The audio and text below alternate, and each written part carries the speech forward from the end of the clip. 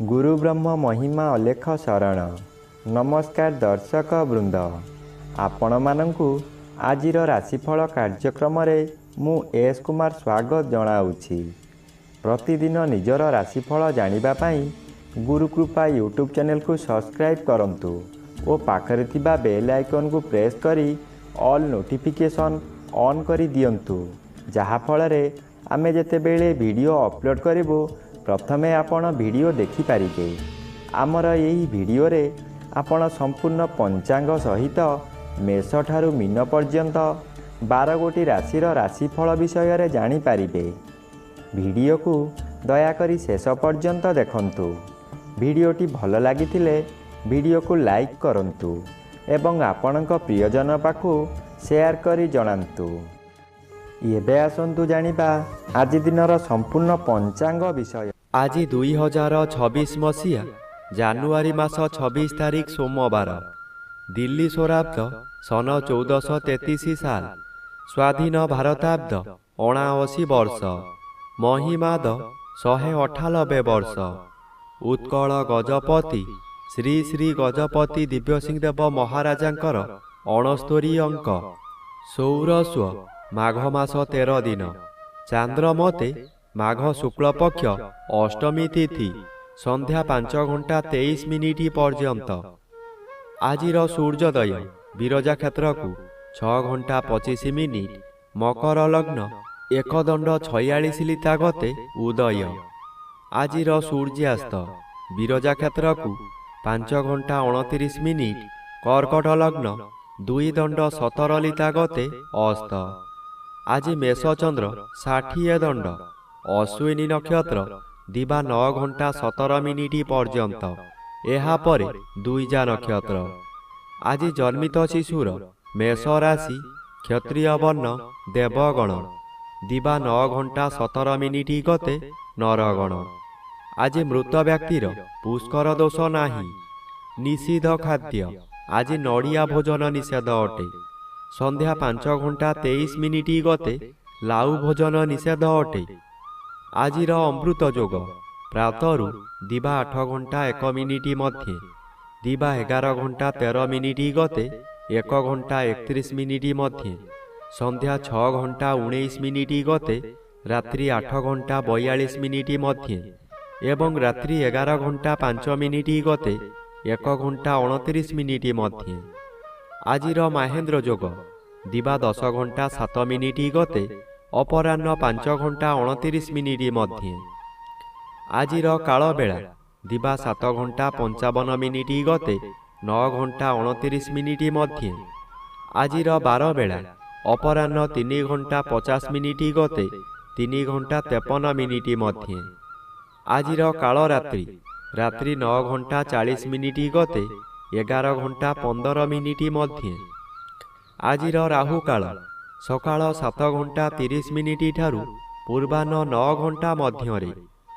आज मेष राशि घात चंद्र दिबा 9 घंटा 17 मिनिट गते धनु राशि घात नक्षत्र, संध्या 5 घंटा 23 मिनिट मध्य मिथुन राशि और कन्या राशि घात तिथि। एहा परे सिंह राशि घात तिथि, मिथुन राशि घात 12। प्रिय बंधुगण, एबे आसंतु जानिबा मेष ठारू मीन पर्यंत 12 गोटी राशिर राशिफल विषय रे। राशि चक्र प्रथम राशि मेष राशि। आज मेष राशि जन्मित व्यक्ति मानक सकाशे घात चंद्र भोग हेउथिबारु आपणकर शरीर असुस्थ रहिब। आज हठात काहा सहित कथा कटाकटी होई गंडगोलर रूप नेई पारे। यही समय रे जानवाहन दुर्घटना मध्य घटी पारे। रास्ता रे जिबा समय रे किंबा जानवाहन चलाइबा समय रे सतर्कता अवलंबन करंतु। आज परिवार मध्य रे प्रायतः समस्ते शत्रु पालटी जिबे। आपण एपरी व्यवहार करिबे जे आपणक कथावार्ता गुड़िक गुली परी हेब। एबे आसंतु जानिबा राशि चक्र द्वितीय राशि वृष राशि विषय रे। आज वृष राशि जन्मित व्यक्ति मानक सकाशे द्वादश चंद्र अन्य ग्रह द्वारा बाधा पाउथिबारु किछि शुभ फल मिलिब। कौनसी दूर स्थान को यात्रा करिबार थिले ନିର୍ଭୟରେ ଯାତ୍ରା କରନ୍ତୁ, ଫଳପ୍ରଦ ନିଶ୍ଚୟ ହେବ। ଆଜି ସମୟରେ ପ୍ରାୟତଃ ପଦଯାତ୍ରା ଆପଣଙ୍କ ପକ୍ଷେ ଶୁଭଙ୍କର ହେବ। ଆୟ ପରିମାଣରେ କିଛି ଉନ୍ନତି ଆସିବ। ବ୍ୟବସାୟରେ ସଂଯତ ରହିଲେ ଓ ମିଠା କଥାମାନ କହିଲେ ଭଲ ଆୟ ହେବା ସହିତ ଗରାଖ ସହିତ ଭବିଷ୍ୟତ ସକାଶେ ବ୍ୟବସାୟ ଭଲ ହେବ। ଏବେ ଆସନ୍ତୁ ଜାଣିବା ରାଶିଚକ୍ରର ତୃତୀୟ ରାଶି ମିଥୁନ ରାଶି ବିଷୟରେ। ଆଜି ମିଥୁନ ରାଶି ଜନ୍ମିତ ବ୍ୟକ୍ତିମାନଙ୍କ ସକାଶେ ଏକାଦଶ ସ୍ଥାନରେ ଚନ୍ଦ୍ର ଗୋଚର କରୁଛନ୍ତି, ଶୁଭ ଫଳ ପ୍ରଦାନ କରିବେ। ଆଜି ଆପଣ ନୂତନ ଅଳଙ୍କାର ବ୍ୟବହାର କରିବେ। ପରିବାର ଆପଣଙ୍କୁ ସପୋର୍ଟ କରିବ। ଆପଣ ବହୁଦିନରୁ ଯେଉଁ କାର୍ଯ୍ୟ ସକାଶେ ଅପେକ୍ଷା କରିଥିଲେ ତାହା ଏହି ସମୟରେ ନିଶ୍ଚୟ ପୂରଣ ହେବ। କୌଣସି ଅଫିସରଙ୍କ ସାକ୍ଷାତ ପାଉନଥିଲେ, ଏବେ ତାଙ୍କ ସହିତ ସାକ୍ଷାତ ହେବ। ତାଙ୍କ ସହଯୋଗରେ ଆପଣ ବହୁ ନୂତନ କାମ ପାଇ ଉପକୃତ ହେବେ। ଏବେ ଆସନ୍ତୁ ଜାଣିବା ରାଶିଚକ୍ରର ଚତୁର୍ଥ ରାଶି କର୍କଟ ରାଶି ବିଷୟରେ। ଆଜି କର୍କଟ ରାଶି ଜନ୍ମିତ ବ୍ୟକ୍ତିମାନଙ୍କ ସକାଶେ ଦଶମ ସ୍ଥାନରେ ଚନ୍ଦ୍ର ଗୋଚର କରୁଛନ୍ତି, ଶୁଭ ଫଳ ପ୍ରଦାନ କରିବେ। ଆପଣଙ୍କ କର୍ମକ୍ଷେତ୍ରରେ ଉଚ୍ଚତର ପାହ୍ୟାକୁ ଉନ୍ନୀତ ହେବେ। ଏହି ସମୟରେ ନୂତନ କର୍ମ ମଧ୍ୟ ମିଳିବ। ଯେକୌଣସି କାମ କରନ୍ତୁ ତହିଁରେ ସଫଳତା ମିଳିବ। ଉପରିସ୍ଥ ଅଫିସରଙ୍କ ଠାରୁ ପ୍ରଶଂସାମାନ ମିଳିବ। ପ୍ରତିଷ୍ଠା ଲାଭ କରିବେ। ଆପଣଙ୍କ କାର୍ଯ୍ୟ ଦେଖି ସାଥୀ କର୍ମଚାରୀମାନେ ଆପଣଙ୍କୁ ଅନୁକରଣ କରିବେ ଓ ସଫଳତାର ସୂତ୍ର ଶିକ୍ଷା କରିବେ।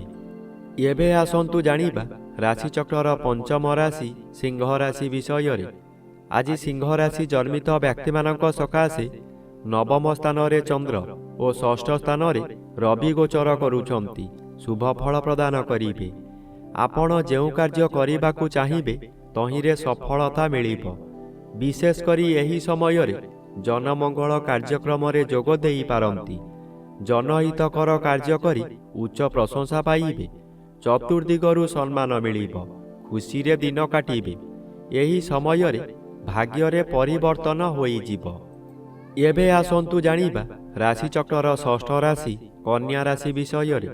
ଆଜି କନ୍ୟା ରାଶି ଜନ୍ମିତ ବ୍ୟକ୍ତିମାନଙ୍କ ସକାଶେ ଅଷ୍ଟମ ଚନ୍ଦ୍ର ଅନ୍ୟ ଗ୍ରହ ଦ୍ୱାରା ବାଧା ପାଉଥିବାରୁ ଅଶୁଭ ଫଳ କମ୍ ପ୍ରଦାନ କରିବେ।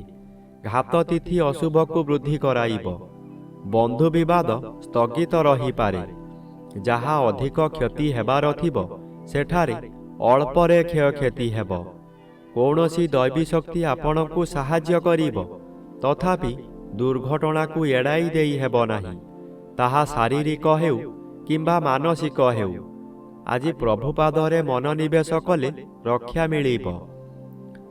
ଏବେ ଆସନ୍ତୁ ଜାଣିବା ରାଶିଚକ୍ରର ସପ୍ତମ ରାଶି ତୁଳା ରାଶି ବିଷୟରେ। ଆଜି ତୁଳା ରାଶି ଜନ୍ମିତ ବ୍ୟକ୍ତିମାନଙ୍କ ସକାଶେ ସପ୍ତମ ସ୍ଥାନରେ ଚନ୍ଦ୍ର ଗୋଚର କରୁଛନ୍ତି, ଶୁଭ ଫଳ ପ୍ରଦାନ କରିବେ। ଏହି ସମୟରେ ଚାକିରି ନ ପାଉଥିବା ବ୍ୟକ୍ତି ଚାକିରି ପାଇପାରନ୍ତି। ଚାକିରି କରୁଥିବା ବ୍ୟକ୍ତିମାନଙ୍କର ପଦୋନ୍ନତି ହୋଇପାରେ। ବ୍ୟବସାୟ କରୁଥିବା ବ୍ୟକ୍ତି ଅଧିକ ବ୍ୟବସାୟକୁ ବୃଦ୍ଧି କରିପାରନ୍ତି।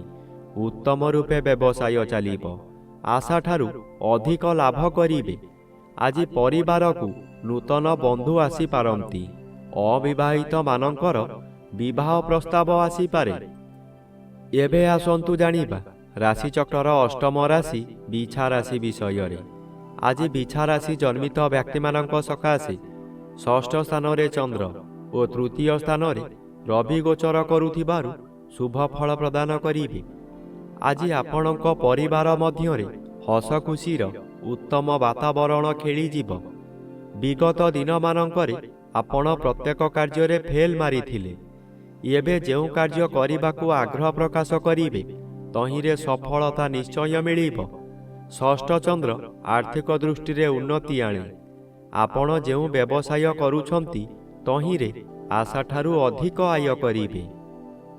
ଏବେ ଆସନ୍ତୁ ଜାଣିବା ରାଶିଚକ୍ରର ନବମ ରାଶି ଧନୁ ରାଶି ବିଷୟରେ। ଆଜି ଧନୁ ରାଶି ଜନ୍ମିତ ବ୍ୟକ୍ତିମାନଙ୍କ ସକାଶେ ପଞ୍ଚମ ସ୍ଥାନରେ ଚନ୍ଦ୍ର ଗୋଚର କରୁଛନ୍ତି। ଶୁକ୍ଳପକ୍ଷ ପଞ୍ଚମ ଚନ୍ଦ୍ର ବଳବାନ ଚନ୍ଦ୍ର। ଆଜି ଆପଣଙ୍କର ଜ୍ଞାନ ବହୁ ଗୁଣରେ ବଢ଼ିଯିବ। ମସ୍ତିଷ୍କ ଥଣ୍ଡା ରହିବା କାରଣରୁ ପ୍ରତ୍ୟେକ କାର୍ଯ୍ୟ କରିବା ପୂର୍ବରୁ ଭଲ ଭାବରେ ଚିନ୍ତା କରି କରିବେ। ବିଦ୍ୟାର୍ଥୀମାନେ ଯାହା ପାଠ ପଢ଼ିବେ ତାହା ସବୁଦିନ ସକାଶେ ମନ ମଧ୍ୟରେ ଛାପି ହୋଇ ରହିଯିବ। ଏହି ସମୟରେ ପ୍ରବଳ କ୍ଷୁଧାଜାତ ହେବ। ଭଲ ଭଲ ଜିନିଷ ତଥା ଗରିଷ୍ଠ ଖାଦ୍ୟ ଖାଇ ପେଟ ରୋଗର ମୂଳଦୁଆ ପଡ଼ିବ। ଏବେ ଆସନ୍ତୁ ଜାଣିବା ରାଶିଚକ୍ରର ଦଶମ ରାଶି ମକର ରାଶି ବିଷୟରେ। ଆଜି ମକର ରାଶି ଜନ୍ମିତ ବ୍ୟକ୍ତିମାନଙ୍କ ସକାଶେ ଚତୁର୍ଥ ଚନ୍ଦ୍ର ଅନ୍ୟ ଗ୍ରହ ଦ୍ୱାରା ବାଧା ପାଉଥିବାରୁ କିଛି ଶୁଭ ଫଳ ମିଳିବ। ଆଜି ବେଶୀ ବିଚଳିତ ଲାଗିବ ନାହିଁ। ଧୈର୍ଯ୍ୟର ସହିତ ଆଗକୁ ଆଗକୁ ମାଡ଼ି ଯିବେ। ଅର୍ଥ ଆସିବାର ବାଟ ଫିଟିଯିବ, କିନ୍ତୁ ତତ୍କ୍ଷଣାତ୍ ମିଳିବ ନାହିଁ। ଚାକିରି କରୁଥିବା ବ୍ୟକ୍ତିମାନେ ଶୁଭ ଖବର ପାଇ ଆନନ୍ଦିତ ହେବେ। ଚତୁର୍ଥ ସ୍ଥାନ ବିଦ୍ୟାସ୍ଥାନ ଓ ମାତୃସ୍ଥାନ ହୋଇଥିବାରୁ ମାତୃ ସହିତ କିଛି କଥା କଟାକଟି ହୋଇପାରେ। ଆଜି ବିଦ୍ୟାର୍ଥୀମାନେ ବିଦ୍ୟାରେ ଉନ୍ନତି କରିବେ। ଏବେ ଆସନ୍ତୁ ଜାଣିବା ରାଶିଚକ୍ରର ଏକାଦଶ ରାଶି କୁମ୍ଭ ରାଶି ବିଷୟରେ। ଆଜି କୁମ୍ଭ ରାଶି ଜନ୍ମିତ ବ୍ୟକ୍ତିମାନଙ୍କ ସକାଶେ ତୃତୀୟ ସ୍ଥାନରେ ଚନ୍ଦ୍ର ଗୋଚର କରୁଥିବାରୁ ଅତି ଶୁଭ ଫଳ ପ୍ରଦାନ କରିବେ। ଆପଣଙ୍କର ଏହି ସମୟରେ ବହୁ ଚେଷ୍ଟା କରି ବାରମ୍ବାର ବିଫଳ ହେଉଥିବା କାର୍ଯ୍ୟ ହଠାତ୍ ଆପଣଙ୍କର ସପକ୍ଷରେ ଯିବ। ବହୁ ଅର୍ଥର ମାଲିକ ଆପଣ ହୋଇପାରନ୍ତି। ପୂର୍ବରୁ ଖରାପ ଥିବା ସ୍ୱାସ୍ଥ୍ୟ ଏହି ସମୟରେ ମନର ବଳ ବୃଦ୍ଧି ପାଇଥିବାରୁ ସ୍ୱାସ୍ଥ୍ୟ ଉତ୍ତମ ରହିବ।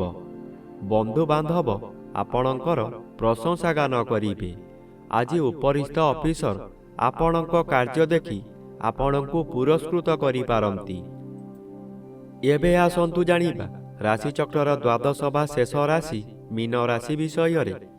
ଆଜି ମୀନ ରାଶି ଜନ୍ମିତ ବ୍ୟକ୍ତିମାନଙ୍କ ସକାଶେ ଦ୍ୱିତୀୟ ଚନ୍ଦ୍ର ବାଧାପ୍ରାପ୍ତ ଅଛନ୍ତି। ଅଶୁଭ ଫଳ ପ୍ରଦାନ କରିବେ। ଆଜି ଆପଣ ବହୁ ସମାଲୋଚନାର ଶିକାର ହୋଇପାରନ୍ତି। ଆପଣ ଯେଉଁ କାର୍ଯ୍ୟ କରିବେ ତହିଁରେ ପ୍ରତ୍ୟେକ ବ୍ୟକ୍ତି ପ୍ରବଳ ବିରୋଧ କରିବେ। ଏହି ସମୟରେ ଆପଣଙ୍କର ନାସା କର୍ଣ୍ଣ ଚକ୍ଷୁ ଆଦିରେ ଆଘାତ ଲାଗିପାରେ। ଆଜି ସାମାନ୍ୟ କଥାରେ ଆପଣ ଉତ୍ତେଜିତ ହୋଇଯିବେ ଓ ନିଜ ଜିଦ୍ ରଖିବାକୁ ଯାଇ ବହୁତ ଅର୍ଥ ହାନି କରିବେ।